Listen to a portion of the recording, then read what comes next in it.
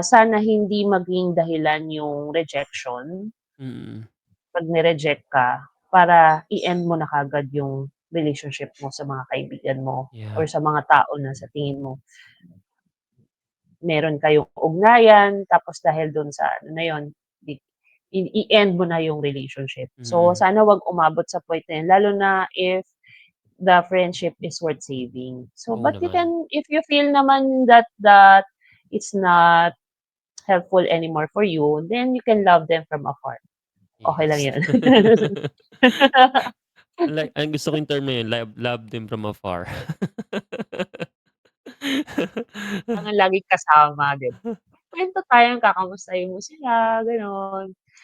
Oo, basta 'wag ka lang babalik sa'kin, at sisisihin mo ko na, "Bakit kasi Janice hindi mo ko inalok nito dati?"